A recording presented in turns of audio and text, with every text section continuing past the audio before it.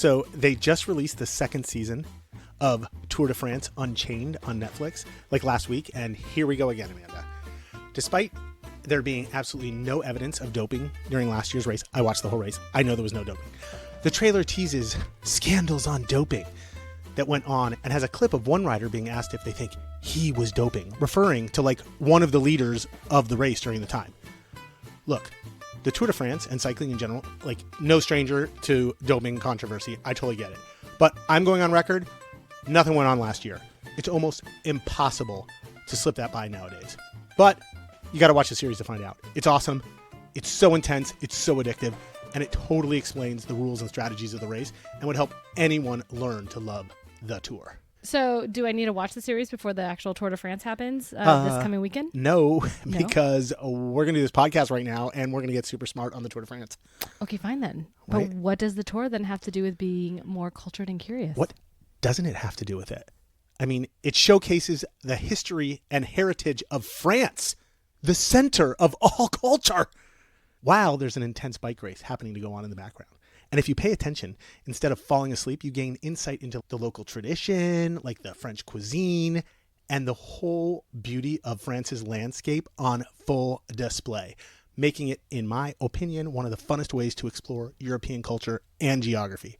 So bam. I mean, if you say so, you're going to have to convince me of this. Here we go. Challenge accepted. Hey, everyone. Welcome to Sorta Sophisticated, a podcast rooted in becoming more cultured and curious, where we endeavor to suspend judgment, expand our worldview, and learn to appreciate varying perspectives and values. But really, it's a show where we hope to enlighten anyone who cares on topics that might make them more interesting and well-versed humans, and just dangerous enough to hold their own in this sophisticated world. Sort of. And today we're diving into the Tour de France, the most grueling and prestigious bike race in the world, testing cyclists' endurance, skill, and tolerance for bad road rash, people. Whether you're a diehard cycling fan or just here for the crashes and the fashion faux pas, we've got something for everyone. So grab your bike, put on your helmet, and get ready to pedal through 3 weeks of scenic French countryside. And remember, folks, in the Tour de France, it's not just about the journey or the destination. It's all about the chafing. And our word of the day is obstreperous. Our challenge is to work this word in the podcast somewhere and make it seem like, well, we meant to. And you're going to give a definition, right? I'm going to have to. I had to look this one up. Obstreperous. I'm sorry, what? Obstreperous. Okay. Yes. It's an adjective which means noisy, stubborn, or difficult to control. So you. No. I mean, how about this? My co-host, Pete, can sometimes be pretty obstreperous. How about no? That doesn't count. Find a better one. Okay, fine. I'll try. Okay. But also, the Tour de France goes on for 3 weeks. Yeah, 3 weeks. Oh. 23 days. We're going to get all into that. Oh my gosh. Yeah. All right, Pete, then. I know. So lay it on me. Give me the history of the Tour de France It's for, those of us that have no idea what's going on here. It's a big commitment. I know. But I am going to convince you to come over to the dark side by the end of this episode. Ready? Okay. I mean, you did with cricket, so here we go. I know. I'm watching the T20. It's amazing. All right. Anyway, history of Le Tour. We're going to do this fast. All right. So once upon a time, like during the turn of the century, 1903 to be exact, I want to get it right, a French newspaper called L'Auto. Well, so for us, it's Le Auto, but like in France, they say L'Auto. In France, you mean in French? In French, yeah, that's right. In France, in French, and all that. Yeah. So they were totally desperate for circulation and may have been suffering from a little summer boredom because nothing was going on in summers back in France, I guess, in 1903. So they concoct this little scheme that, who would have guessed, left cyclists cursing for almost 125 years now. And that, Amanda, is how the Tour de France was born. So wait, what just happened? A newspaper started the Tour de France? Yep, totally. It was a marketing ploy to boost numbers, period. 2 dudes who worked at the paper. One was the editor. The other dude was a writer. Henry and Gio. They came up with the idea to run a super long race over summer to write about it every day so more people would buy their paper in 1903. I mean, it's kind of genius, but also insane. I can't even believe people like signed up to do it. Right. Yeah, that they got on board with it. Yeah. So anyway, it started with this group of riders with those big ass cool mustaches that twirl at the end. And they were all wearing like these really thick wool jerseys. You have to go back and see like old pictures. They were like sweaters, man. And they were like pedaling the shit out of these rickety little bikes that they had at the time. It was crazy. Wait, why the wool? It was like summer. Right. Well, I don't know. I think they didn't have like the technology that we have, like the really expensive, like good wicking shit that we have. Because, wool wicks. Oh, wool wicks, baby. Oh. No? It's so hot. Oh, but it's a wick. But it's all about wicking. Okay. So anyway, they have to ride basically like 1,500 miles back then, right? And for all of our European friends, 2,500 kilometers. Well, thank you very much, my math major. Over like cobblestones and like just total chaos in general.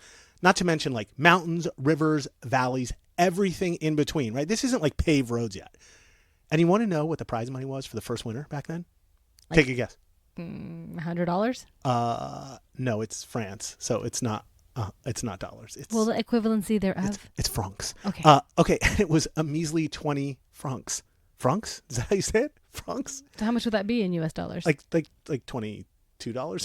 I don't know. It's nothing. Okay, it's not a lot. Okay. But like in today's dollars. Oh, like in today's. Okay. Yeah. Like $750. Like not a lot of dollars. And you have to ride 1,500 miles? Right, to get 750 No, miles. not Right. worth it. Right. Not even get it. A chance to get it. Nope, Right. not worth So it. that's like 50 cents a mile. Fuck that. Like I wouldn't do that. Okay. Can I keep going? Yeah, but hold on. What? In a minute. I have another question. What?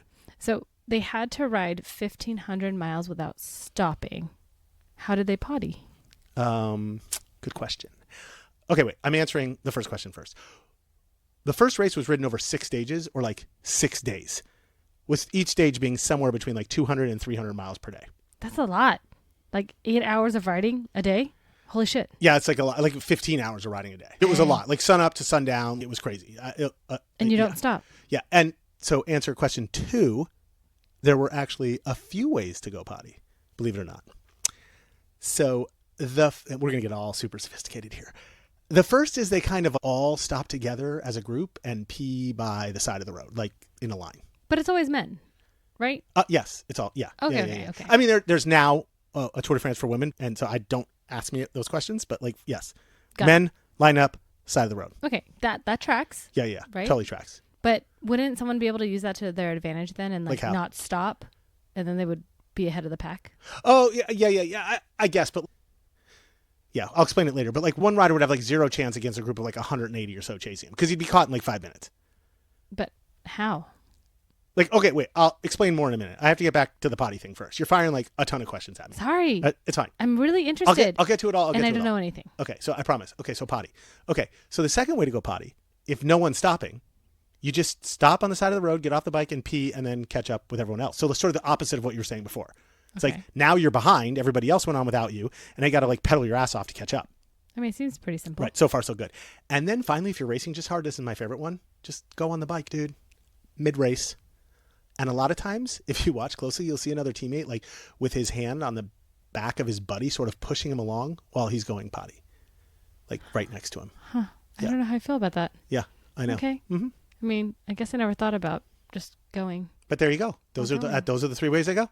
Yeah. But how did they do number 2? Is this what you really think our listeners want to know about the Tour de France? How do they do number 100%. Lay it on me. There has to be some good.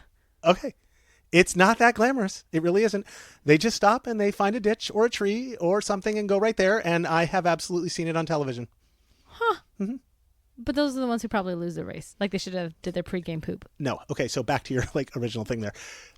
You have to understand like anybody can catch anyone at any time if they really want to. Like they can make up a few minutes like nothing. It's like super easy. But then it's all physics. The whole race is meaningless. Like if anyone can catch up at any time, seriously? This is so dumb. You're killing me. Okay. I don't mean like anyone can win at any time. I mean like the stages are so long, like they're 100 miles each, that like in any given day, anyone can make up an amount of time with a short burst of speed. That doesn't mean they can win the whole Tour de France over 21 days. It just means like at any time they can decide to use more energy. Okay. And catch up. Sure. It's that simple. Okay. You with me? I guess so. Okay. Let's go. Do you have any more inappropriate questions or can I just keep going? Okay, sorry. It was kind of super important stuff. Was it really though? Everyone was wondering. Okay, I got one more though because you want to know something even weirder than all this. Of course I do. It's still potty stuff, right? If the riders go to the bathroom within the view of the public watching the race, and mind you, there's about 12 million spectators. I checked that. In person I Googled or? it. In person. Wow. If they go to the bathroom within view of one of the 12 million spectators, they get fined for public indecency by the race commissioners for urinating in public. It's unbelievable. It's totally lame. What the hell? Yeah, no, yes. Well, they should get in trouble for flashing themselves. People know what they're doing at the race. Like you sign up to, like, if you're a spectator, you're going. That's what you're going to do. And then these guys have to figure out, like, where to go pee. In everything they're racing, they still have to figure out where to go pee so they don't get fined. I think it's the dumbest thing ever. Okay. And especially, what if you're a shy peer like me? I'd freak out. I wouldn't even know what to do. Well, then you wouldn't get a ticket. I wouldn't pee and my bladder would explode and I Or would die somewhere during the Tour de pee on France. the bike. I probably would. That would be very hard to do, though, as I'm rotating the pedals. Okay, so back to some real history. God, that was a lot. Okay, so over the years, the race evolved from like this who gives a shit about the money race with some highly suspect characters, if I may say so. Maybe some prisoners and criminals, because who the hell would have signed up for this thing in 1903? To this massive global spectacle where winning is everything and a gazillion people tune in to show up and have a huge watch party. Do they still wear wool jerseys? No more wool jerseys. That was so 19th century. They swapped out wool for lycra years ago. But the essence of the race, like the climbs, the cobblestones, the flat stages, and even the occasional collision with a cow, are still there in all their glory. Hey, but Pete. What? They had cobblestones? They had cobblestones, yeah. Cobblestones everywhere. I mean, that's got to be pretty obstreperous, doesn't it? Nah. Oh my God, you did that. Those bikes would be pretty noisy and hard to control over cobblestones. I think you did that. So, does that count? I don't know if you used the word properly, but I'm going to give this one because that was amazing that you just pulled that out. Noisy and hard to control. What was it? What was it? Yeah, okay. Yeah. I'll take it. Okay, good. All right. Okay. Anyway, Miss Obstreperous, if you watched, which you better do after this episode, it is totally amazing. So you have a bunch of teams now, basically made up of a core group from individual countries with some extras thrown in. So there's like a German team of 4 or 5 riders, and then they like have a few guys from different countries on their team, like specialists that they're looking for. And then there's sort of like a team from England or a team from Belgium, like not exactly or totally, but like there's a core group together, right? So you don't have to be German to be on the German team. You do not. No, you do not. But there's generally a core of similar nationalism there. Anyway, and they use these totally complicated team strategies, and even a bunch of cars behind the race each day, throwing free shit to the crowd, like a parade on steroids or something. So they're literally just driving down, throwing stuff out their windows. Yeah, the guys in the back they have like the mechanics and everybody in the back of the race first, and then behind that are the people, like it's what I don't know what's called, the something wagon. I don't know. Oh. They throw prizes.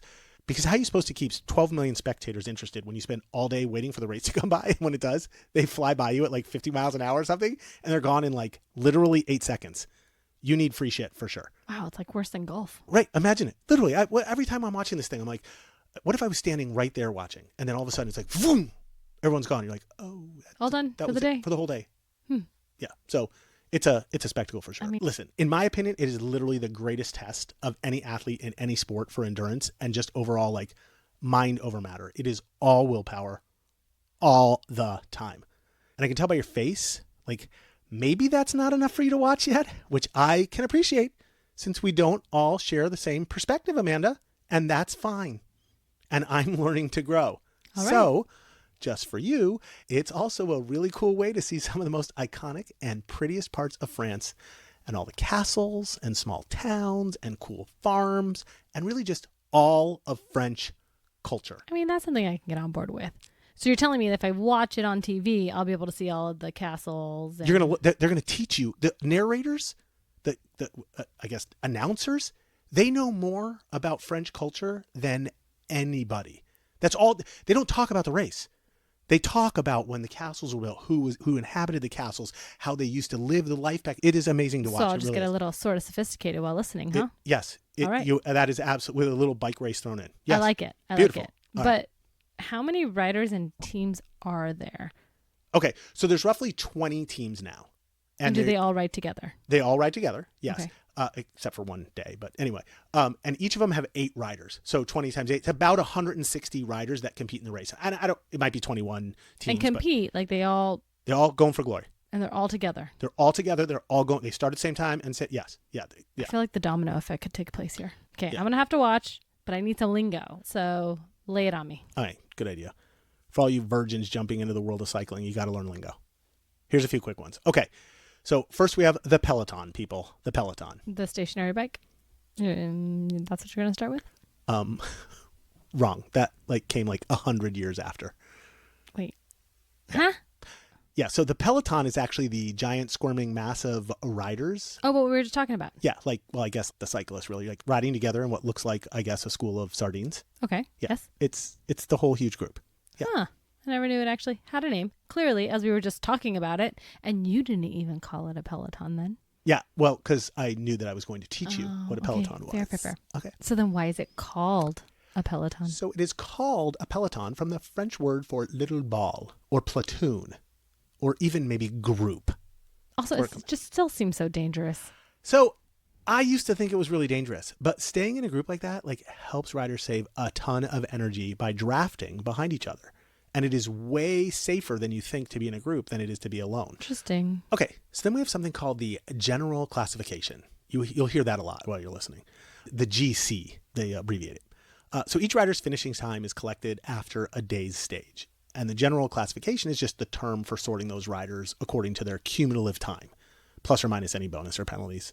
Way too sophisticated. So the better the rider, the lower the GC. That's sort of the name they give to the best rider on each team that's really contending for first place. So each team, well, most teams, have what they call a GC rider or a general classification rider that they all work with to help protect and ensure that they have the best chance of winning not only the stages, but ultimately the whole race. So you're going to hear the term a lot, the GC rider. That means the best, the all-star of your group. Okay. Got it. Yep. Yeah. Okay. Then you have all the different roles that the riders play on their respective teams. Wait, they do different things They now? all They all just don't race? They all race, but they all have different jobs. So the idea is that one person wins the Tour de France. The team that person is on also wins. You win the team race, but one person wins. So as a team, you know who the best one's going to be, which is your GC. They literally pick, yes, Okay. You got it, right? So think of soccer, right? You have strikers or forwards that try to score the goals. You have the defense or the fullbacks that try to stop the goals. You have the goalie, they use their hand. It's the same thing, right? They're all just different positions. So the GC rider we just talked about, his job literally to win the race. Then you have the domestique is the name. The what? The domestique.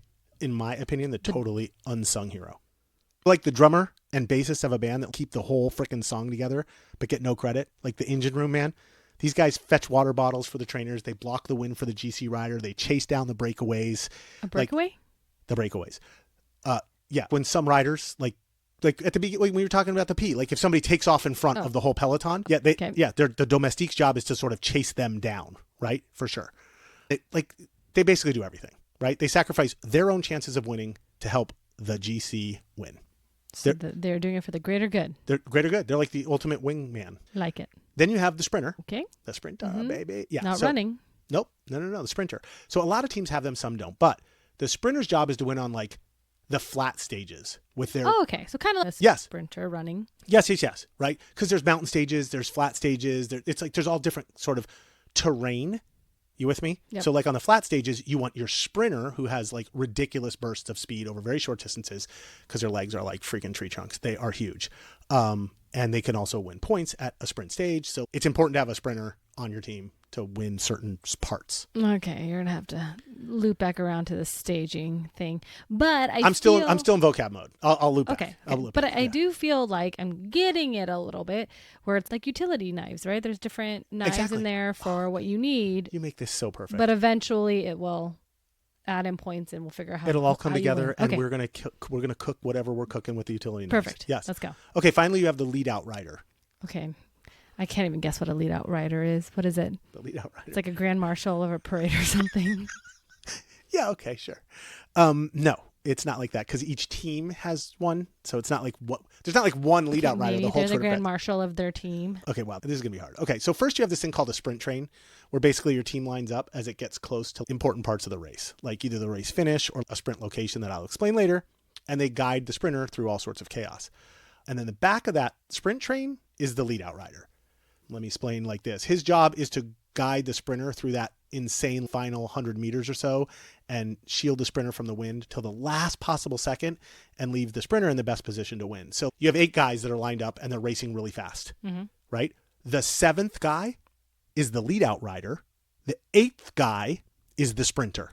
Okay. And each one peels off at a different time. So as they're getting closer to the finish line, the first guy peels off the earliest. Then the second guy keeps riding hard. He peels off. The third guy, the train's getting shorter. Fourth guy, fifth guy, sixth guy. The seventh guy, that lead out rider, will take his sprinter, the eighth guy, like literally to the last second. And then he peels off and the sprinter goes nuts. I mean, these guys are like 60, 70 miles out. They're flying as fast as they can to win the race. It is insane. That's what the lead out rider's job is. I'm still a little confused. Doesn't the team want the GC rider to win or the sprinter to win? Okay, these are good questions, and I'm understanding why the Tour de France is very complicated. The answer is both. Yeah, no. Now I'm more confused. Okay, don't be. It's easy. Stay with me, and we're gonna get this done. We're gonna get this done in 40 minutes, one way or the other. Okay, so the actual race is made up of 21 stages, and each stage is 100 miles or so. And there's like a few time trial stages thrown in, but that's way too sophisticated for this podcast, so we're gonna skip that. So the idea here is that truly each team wants their GC rider to win. But it got really boring just to watch a bunch of guys ride towards the finish line 100 miles away just to race for the last few minutes or so. Imagine that. 97 miles, everybody's just racing next to each other. And then 3 miles all of a sudden, that was so stupid. So the Tour de France Association people or whoever, I don't even know, they got together and came up with some pretty clever ways to like make it like way more fun to watch. So the 21 stages are made up of like flat stages, hilly stages, mountain stages, maybe a time trial stage or two, some combo stages. And depending on the stage, each team maps out what they're trying to accomplish for that stage or that day. Because everybody already sort of knows, for the most part, how they stack up against the competition. Like, there's only 160 riders in this race. They, like, know who's the best in the world. They know who's the second best in the world. They know who the 38th best person in the world is. They know everybody.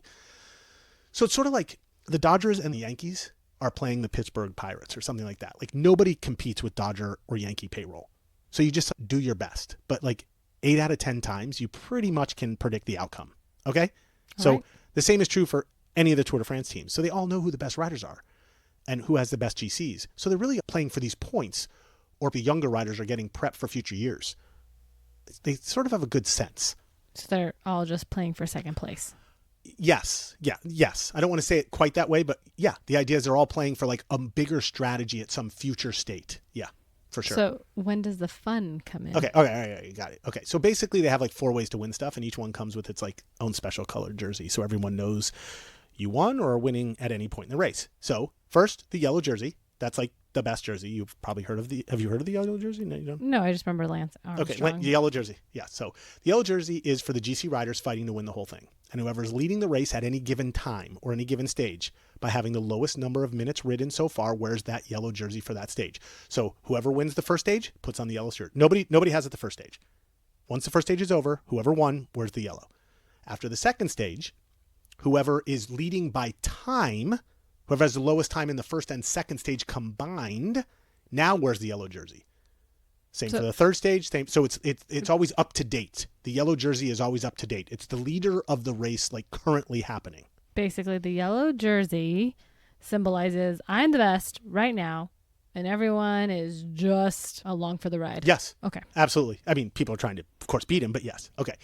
Then here's where it gets fun. So then you have the green jersey. This one's for the sprinters that we talked about. This one's given to the rider who's the fastest over flat sections and intermediate sprints. So you get points for crossing the finish line the fastest, but also somewhere in the middle of each stage at a predetermined point, there's also a race inside the race. Okay. So the sprinters have 2 chances of winning, the intermediate sprint and the end of the race. And because the sprinters typically don't make it to the end of the race, like they get to the end, but not in first place a lot of times, because if there's a mountain stage, it's impossible. They make sure that the intermediate sprint is somewhere pretty easy to get to, and you can win a massive amount of points. So the whole idea of the sprinters, they're in their own race every day, racing for points to be able to wear the green jersey. And then at the end, you are the fastest sprinter and you win a lot of prize money. So there is a sort of a separate race going on for the green jersey inside the bigger yellow jersey race. Make sense? Mostly. These are not the GC riders. Right. These aren't like, these are like the guys. I mean, the green jersey is just like another like, woo, look at me. Yeah, these are the guys with Yeah. the tree trunk legs that are awesome, right? They have jobs to do in other stages of the race, but for the most part, their job is to win all sprints whenever they can. Okay. Then you have the polka dot jersey, sometimes referred to as the king of the mountain jersey, and that's given to the best climber. And it's based on points, just like the green jersey? Totally. but basically each mountaintop has a point designation along with it. And if you get there first, you get the most points. Oh, So okay. depending on how high the mountain is, they'll give you 2 points. If it's a really high mountain, maybe you get 10 points, whatever it is. Whoever has the most climb points accumulated wears the polka dot jersey for that stage. Okay. Makes Tracking. sense? So same things going on. We got the green jersey, yellow jersey, polka dot jersey. Then finally we have the white jersey, which is called the best young rider jersey. And it's the same as the yellow jersey, but you just have to be under the age of 26 during the race year. So it's like a way to keep an eye on all the up-and-comers. So if you're winning the white jersey, let's say the 21-year-old rider is like not good enough to win the Tour de France, but he's like beating all the other riders under the age of 26, a lot of people got their eye on him because in the next few years, that guy's going to be awesome. So you want to win. If you're younger, you want to be winning the white jerseys. What's the average age? Oh, that's a good question. I don't know. I would guess somewhere about late 20s. Really? Like maybe Okay. 30. Yeah. I think they race. The oldest guys racing are probably like 35, 36, and they're sort of racing out. I think I like this now. It kind of gives me a little bit more reason to watch, and it does make it a little bit more fun where it's not just like watching bikers all in a pack. But are there any other terms I need to know? I don't know. Not really. I guess the race officials, they're called, I don't know how to say it, commissaires. I don't know. It's a French word. They're not referees. They're commissaires. I think they say commissaires. There's some other French words too they throw in, like echelon and baroudeur. These are like fancy terms for different like people and or positions. So way too Yeah, sophisticated. way for too me. sophisticated. Got it. Okay, wait. There is one more. It's called the Grand Départ, the start of the race. Oh, that makes sense. The beginning of it all, baby. So since the 1950s, the Grand Départ has typically taken place in a different town each year. But since the 70s, they changed it up and started awarding it to a different city outside of France each year as a way of increasing international interest, which I think is amazing. So when the race starts, it doesn't start in France. And it hasn't for 50 years. But now I got to know. Where is it this year? Florence, Italy. Oh, interesting. I know. Right. So then you get the Italians that are super excited and they come out to watch the race. Yeah, totally cool. I mean, that's one way to market. All right. So now that I know all the lingo, now I want to know how they strategize. Like, obviously there has to be because there's all these different players. Oh, there's but- strategy. And then how do they win? You got to put it all together. Nice little package. I'm going to try. Okay.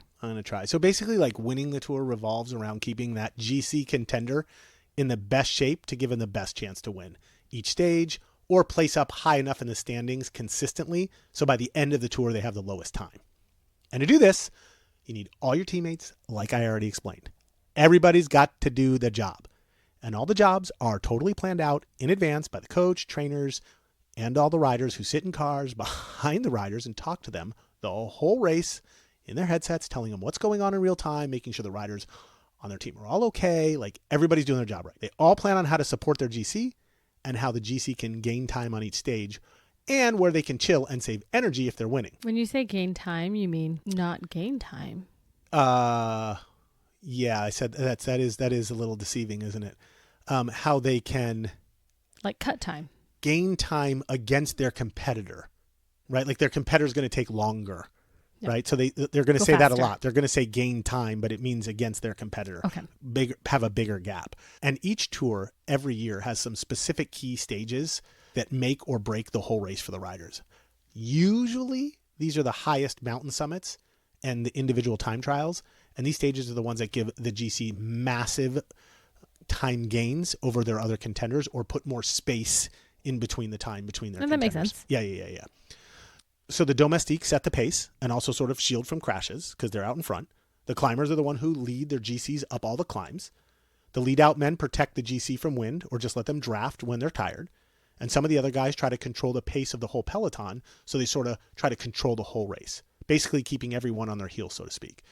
And then during like the really hard stages, the idea is to set a faster than comfortable pace for your opponents so they're too tired to attack, or to launch your team's own attack to gain time. There's a lot of strategy and sophistication going on, and they're planning all this out in advance. So much shit can happen that you always have to be ready for anything, especially weather changes, because that happens a ton. I mean, you're going 100 miles. There's a lot of weather. Unexpected attacks from opponents. Crashes are a huge part of the race. Cramps, fan interference, like all sorts of shit happens. I mean, I heard about a lady a few years ago that made the whole peloton crash because she held up a sign, which is why I was talking about a domino effect. Yes, Like, it was just like- yes, it did. That was that German lady, and they wanted her to go to jail for like 4 months. So Oh, okay, dang. by the way, that's a classic story. So she held up the sign. right? Out in like middle of the race, and the racers like ran into the sign and they all crashed. 180 riders all went down. This lady hid for 4 days. She like literally hid. They couldn't find her anywhere. Then they finally found her. Then they prosecuted her. She had to pay like, I don't remember, like $15,000, and they wanted her to go to jail for 4 months. She has every bit of PTSD like imaginable. She's completely wrecked her whole life because of this. She feels terrible, and it's a super sad story. But did she intentionally step out with her sign? No, but I'm just gonna call it what it is. She was an absolute idiot. She like leaned out with the sign to get the sign on television, and as the riders were going by, and they ran right into it. It was the dumbest. It was a big L move, like big L move. But then also like a few years before that, I remember on one of the mountain stages, some a-holes like threw thumbtacks all over the course. That's awful. Yeah. And these guys went through it 50 miles an hour, popping tires everywhere, crashing out everywhere. Oh my yes. gosh. Like really dangerous stuff. Yeah. Like people are assholes sometimes. Like, and they have to ride through this. Like they got to figure all this out. It's really crazy. If they figure it all out and they get to the end kind of unscathed, does it really come down to the last day? No way. No. Almost never. No, it's usually wrapped up like the day before or a few days before. The last day is usually a celebration. So even though they aren't even really racing on the last day, they're literally just touring through Paris. The fans are all taking it in. They're even drinking champagne. Yeah. Their victory lap. Yeah, it is. But I suppose like if it was a really, really close race by the last day, of course it would come down the last day, but typically it's not. You usually make or break the race like during one of those final mountain stages in the Alps where there's enough time separation. I mean, a whole minute or 2 or 5 between first and second place, and there's like no chance to gain on the last day. Got it. Wow. So this has been very eye-opening, and I think I'm starting to understand there is way more strategy involved than I think anyone could have ever imagined. A ton. Not knowing the Tour de France. A ton. So I guess I'm kind of hooked, and I'm going to watch it. But before I do, I need my fun facts so I can impress my friends and convince them to do a watch party with me. What? You're doing a watch party? I mean, I did it with T20. Can I come? Can I come to your? Okay, You if I came to your watch party, I would make. First of all, I'd probably be obnoxious, but I would explain everything to everybody. I promise. But I also need to know like what day to watch because I feel like if you're gonna watch, I can't do 21 days. You got it. Day one. Watch party because it's just fun. So it doesn't even matter. Okay. And like everything, it's no holes barred. You don't even know who's going to win. You don't. So day one for sure. And then I will tell you there is one other stage you need to watch this year specifically. Okay. A little bit further down. Okay. So a lot of fun facts loaded. Ready? Let's go. Okay. So normal race length today is about 2,500 miles. The shortest one was the first one at 1,500 miles. We stated earlier. But the longest race ever was in 1926. It was 3,570 miles long. That's insane. Right? Yeah. That's all the way across North America, man. Like from Mexico City to freaking like Anchorage, Alaska. All on a rickety piece of shit bike. Totally nuts. Crazy. Number 2. The average amount of calories each rider needs to consume over the course of 3 weeks is 125,000 calories. That's 6,000 calories per day just to maintain their weight. So they really probably need more like 8,000 or so calories to like live. Wow. Yeah. A day. Mm-hmm. That's and eating while on the bike. Yeah. Put me on a bike, baby. I'd love to eat 8,000 calories a day. How do you eat? I don't on think the I'd. bike? No. Yeah. Oh, they eat on the bike. They eat on the bike all the time. They're yes. Huh. They have packed like, dude, I could get so into. I could nerd out. We can go from sort of sophisticated to totally sophisticated. We need another hour. All right. Number 3, over 3.5 billion people tune in to watch this every year. You heard me. 3.5 billion people. That is almost half of the world. And it only trails the World Cup. That's crazy. Yes. It is. It's amazing. Number 4, more than 800 tires get used over the 3-week race. That's roughly 6 tires per rider. I was telling you how they pop all that. Absolutely. They're blowing through tires. It's crazy. And they have their little mechanic that's like. Oh, every team has their own mechanic and every team brings their own bikes. Oh. I'll explain. Okay, number 5, the first winner of the Tour de France was Maurice Garin. I don't know how to speak French, but that's who he was. And fun fact here, he repeated the next year in 1904, but was disqualified. Yes, 1 year into the Tour de France, we already had disqualifications.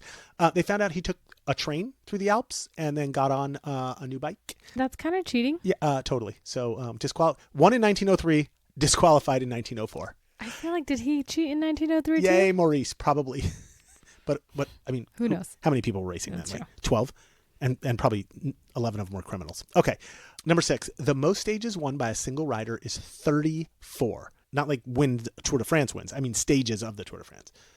It's a tie between the famous Belgian Eddie Merckx, greatest freaking racer of all time, and just accomplishing the feat in 2021, the Englishman Mark Cavendish at the ripe old age of 36. So Good on one Mark. of the oldest riders, and he was in it. I want to say last year. He was trying to break the record.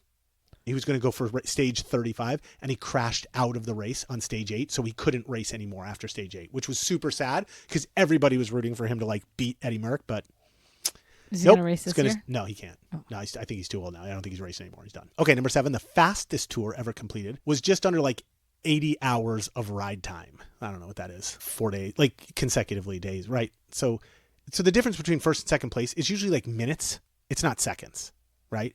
But in 1989, the American Greg LeMond defeated Laurent Fignon by only 8 seconds overall. So back to your whole, like, can it come down to the last day?